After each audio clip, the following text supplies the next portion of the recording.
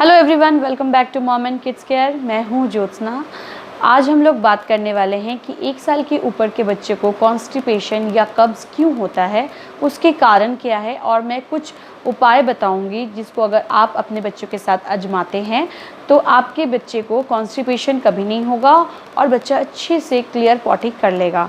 तो चलिए इस वीडियो को हम जब बच्चा 1 ईयर कंप्लीट कर लेता है उसके बाद हम बच्चे को सॉलिड देना स्टार्ट कर देते हैं। साथ ही साथ हम बच्चे को काऊ मिल्क भी देना स्टार्ट कर देते हैं। इससे जो बच्चे का बॉडी है उसे थोड़ा टाइम लगता है एक्सेप्ट करने को, और उसका जो डाइजेस्टिव सिस्टम है उससे भी थोड़ा टाइम लग जाता है। इससे बच्चे का स्टमक थोड़ा सा अपसेट हो जाता है, बच्चे का पॉटी हार्ड हो जाता है, कॉन्स्टिपेशन हो जाती है, बच्चे को 2-2 दिन 4-4 दिन तक बच्चा पॉटी नहीं करता, चिड़चिड़ा हो जाता है बच्चा। और भी बहुत सारे रीज़न्स है इसके पीछे, तो वो भी रीज़न्स हम देख लेते हैं। जैसे कि बच्चा फाइबर वाला खाना कम खाने लगता है, बच्चा पानी कम पीता है, और आजकल के जो बच्चे हैं वो तो ज़्यादा से ज़्यादा बच्चे टीवी और मोबाइल पे लगे रहते हैं, तो उनकी फ़िज़िकल एक्टिविटीज़ कम हो जाती हैं। तो अगर बच्चा कम फिज़िकल एक्टिविटीज़ करेगा तो बच्चे का जो डाइजेस्टिव सिस्टम है वो धीरे धीरे काम करता है, और बच्चे का जो खाना है वो डाइजेस्ट होने में टाइम लगता है या फिर ठीक से नहीं हो पाता है। तो इसके वजह से भी कॉन्स्टिपेशन हो सकती है।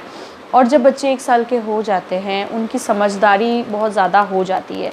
तो कुछ बच्चों में क्या होता है कि बच्चे पॉटी करना एक बोरिंग काम मानते हैं कि ये एक बोरिंग चीज़ है, इसको करने में मेरा टाइम वेस्ट होगा, इसको नहीं करना चाहिए, या फिर 2 या 3 मिनट बैठकर पॉटी सीट से वो उठ जाते हैं।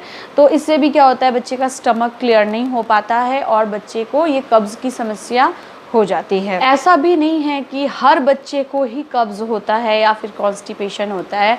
जैसे कि कुछ बच्चे हैं जो कि 2-2 दिन 4-4 दिन तक पॉटी नहीं करते हैं, लेकिन फिर भी उनमें कॉन्स्टिपेशन का कोई साइन नहीं दिखता है। अगर वो बच्चे 2 दिन या 4 दिन बाद जो पॉटी कर लेते हैं, बहुत ईजी तरीके से अच्छे से स्टमक उनका क्लियर हो जाता है, उन्हें कोई प्रॉब्लम नहीं होती है। वो खाना खा भी रहे होते हैं लेकिन उनका जो खाना है वो डाइजेस्ट हो जाता है अच्छे से, इसीलिए उनका जो पॉटी करने का तरीका है वो 2 दिन या 4 दिन बाद होता है। कुछ बच्चे हैं कि एक दिन में 2 बार या 3 बार पॉटी कर लेंगे, लेकिन वो इजी तरीके से उनका भी पॉटी हो जाता है। लेकिन कुछ ऐसे बच्चे हैं जो 2 दिन तक 4 दिन तक पॉटी नहीं कर रहे हैं, खाना भी नहीं खा रहे ठीक ढंग से, और चिड़चिड़े रहते हैं बच्चे।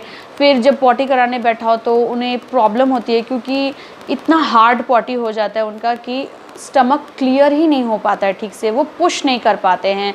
तो इसीलिए उनकी जो पॉटी वाली जगह है वहाँ पे रैशेस हो जाता है और बच्चे रोने लगते हैं, और इसी डर से बच्चा फिर दोबारा पॉटी करना ही नहीं चाहता। तो ये सारे कारण हैं जिससे कि बच्चे को कॉन्स्टिपेशन हो सकती है, और हमें फिर अगर ज़्यादा सीरियस होता है तो फिर हमें डॉक्टर की सलाह लेनी पड़ती है। तो चलिए अब कुछ घरेलू उपाय जान लेते हैं। अगर हम इन उपायों को बच्चों के साथ करते हैं तो बच्चे को कॉन्स्टिपेशन में बहुत ज़्यादा राहत मिलेगी, और बच्चे को जो कब्ज़ की प्रॉब्लम हो जाती है वो भी नहीं रहेगी।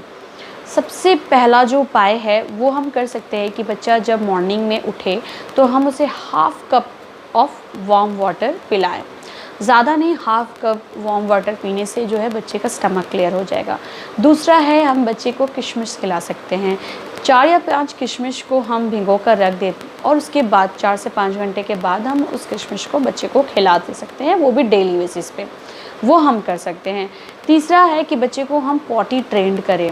ऐसा नहीं कि आज पॉटी कर रहा है बच्चा, फिर नेक्स्ट डे हम वो बच्चा पॉटी नहीं कर रहा है, फिर दूसरे दिन पॉटी कर रहा है, इस तरह से नहीं। बच्चे को रेगुलर डेली पॉटी सीट पे एक निश्चित टाइम पर आप बच्चे को पॉटी सीट पे बिठाएं। सबसे ज़्यादा अच्छा होगा कि अगर बच्चा गर्म पानी पी ले रहा है उसके बाद आधा घंटे के बाद बच्चे को पॉटी सीट पर बिठाएं, उसके साथ बात करें, उसको स्टोरी सुनाए, उसका जो भी फेवरेट टॉय है उसे उसको हाथ में दें, उसके साथ खेलने के लिए बोले, तो ये एक एक्टिविटी हो जाएगी बच्चों के साथ और बच्चा बहुत जल्दी पॉटी ट्रेंड हो जाएगा।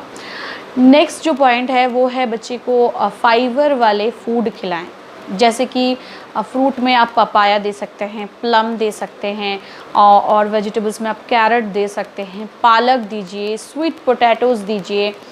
फिर आप दाल पिलाएं बच्चे को, ओट्स की चीज़ें बनाकर खिला सकते हैं। ये सारी चीज़ें खिलाने से भी बच्चे का जो स्टमक है वो बहुत हल्का रहेगा। नेक्स्ट उपाय है कर्ड और योगर्ट।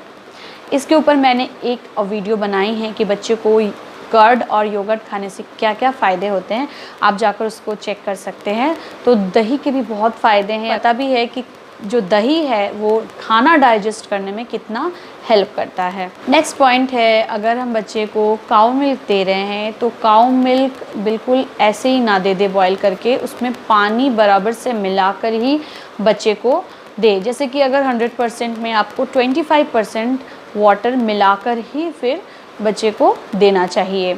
अगर आप बच्चे को फ्रूट जूस देते हैं तो उसके जगह पर कोशिश कीजिए कि बच्चा को फ्रूट प्यूरी ही बना कर दे, या अगर बच्चा 2 साल के ऊपर का हो चुका है तो बच्चे को फ्रूट्स कट करके ही दे।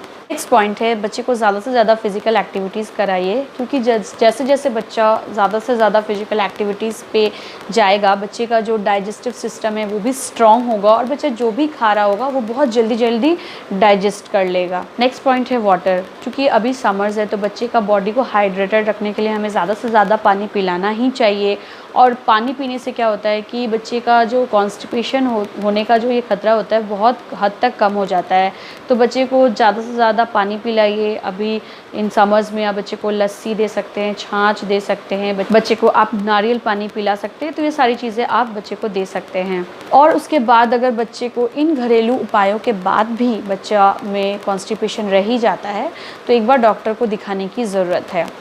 बच्चे का जो पॉटी करने के बाद कभी होता है कि बच्चे का वो पॉटी वाला जो जगह है वो रैशेस हो जाता है, जलन हो जाता है, तो उस जगह पे हम कोकोनट ऑयल यूज़ कर सकते हैं। उससे बच्चे को बहुत ज़्यादा आराम मिलेगा। तो समर्स में हम ये कर सकते हैं कि अगर बच्चे का ज़्यादा से ज़्यादा पॉटी के जगह पे जलन हो रहा है तो जो बाथ टब में बच्चा नहाता है या फिर कोई भी छोटा सा टब में पानी भरकर बच्चे को थोड़ी देर उस पानी के टब में बिठा सकते हैं। उससे बच्चे का जो पॉटी का जगह है वो उसमें आराम मिलेगा। और एक इम्पॉर्टेंट बात, डॉक्टर के प्रिस्क्राइब किए बिना कोई भी मेडिसिन लेना अवॉइड करें, कि बच्चा बहुत छोटा है और अगर हम किसी भी तरह का मेडिसिन बच्चे को देते हैं तो उसमें बच्चे का ही नुकसान हो सकता है। तो जब भी अगर आपको इस तरह की कोई परेशानी हो तो बच्चे को डॉक्टर के पास ले जाएं। डॉक्टर उसे जो स्टूल है उसको सॉफ्ट करने की सिरप दे सकते हैं। अगर उससे भी बच्चा ठीक नहीं होता है तो फिर उसके बाद डोज आती है बच्चों को देने के लिए। उस डोज को जो पॉटी वाला जगह है वहाँ पे थोड़ा सा पुश कर देना। तो वो एक्चुअली ग्लिसरीन की आती है और उसे पॉटी की जगह पे पुश करना होता है। उससे क्या होता है कि आधा 1 घंटा में ही बच्चा अच्छे से पॉटी कर लेता है, क्लियर तरीके से बच्चा पॉटी कर लेता है, उसका स्टमक साफ़ हो जाता है। लेकिन हमेशा इस चीज़ को करनी नहीं चाहिए, क्योंकि हो सकता है बच्चे को इस चीज़ से नुकसान भी हो।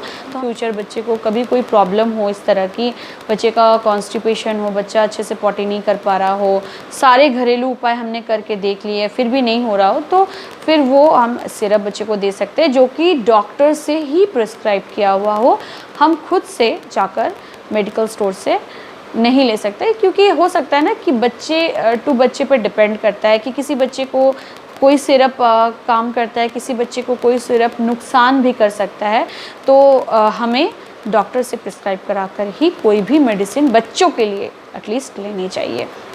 तो उम्मीद है आज का जो ये वीडियो है आप लोग को हेल्पफुल रहा होगा। अगर आपको अच्छा लगता है तो एक लाइक ज़रूर कर दीजिएगा और अपने जो फ्रेंड्स हैं उनके साथ शेयर कीजिए। जो न्यू मॉम्स हैं जिनके बच्चे 1 साल के ऊपर के हो चुके हैं उनके साथ शेयर कीजिए और उन्हें भी हेल्प करिए।